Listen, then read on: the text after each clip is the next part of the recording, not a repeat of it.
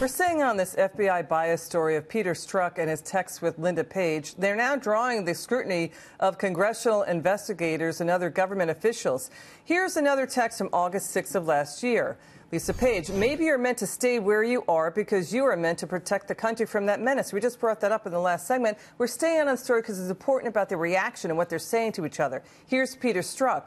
Thanks. It's absolutely true that we are both very fortunate, and of course, I'll try and approach it that way. I just know it will be tough at times. I can protect our country at many levels. Not sure if that helps. Joining me now from the American Center for Law and Justice, he is Jordan Sekulow.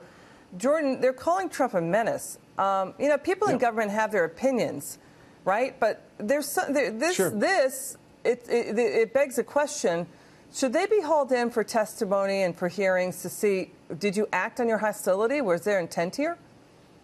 Yeah, we believe there should be a special counsel appointed to investigate these individuals, just like Bruce Orr, who was working with the team behind Fusion GPS with his wife there, that this all works together. Let's remember who put Peter Strzok in these positions of power, both to investigate Hillary Clinton, be there when Hillary Clinton gave her testimony to the FBI, ultimately helped edit Jim Comey's testimony. Oh, right. And then Jim Comey, again, put him in charge, Peter Strzok, of investigating and starting the Russia investigation. Remember, that investigation started in August of 2016. Before there was a special counsel, Liz, this was the guy leading up that investigation, showing extreme hostility to now the president of the United States, who he called the menace and used words and language I can't say on this broadcast, while when he was investigating Hillary Clinton and that for criminal activity, was saying she should win 100 million to 1.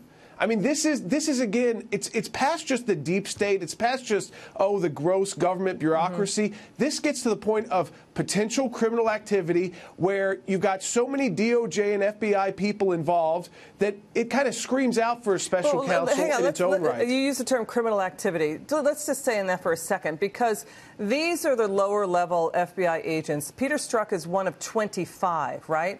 The broad point is that most people in federal government are in a government union. Many of them voted for Hillary Clinton. If you look at the union exit polling, basically it's up to James Comey and the leadership to either act on getting rid of Peter Strzok or not. I mean, so in other words, government workers like FBI workers, they have their opinions, as Judge Napolitano says. They're not choir boys. Yep. But it's up to the leadership to take care of it. I'm not sure what you mean by criminal action here. Well, here's where you get to draw a line. We wouldn't know about these texts without the Inspector General already looking into possible wrongdoing with the Hillary Clinton investigation. This was not an investigation of what Peter Strzok did during the Russia investigation. This goes back to, was there wrongdoing with how Jim Comey and the FBI and people like Peter Strzok, who may be one of 25, but was one of 25, Liz, who was chosen to edit Jim Comey's testimony, who is the person who changed his testimony from saying what Hillary Clinton did was from grossly negligent.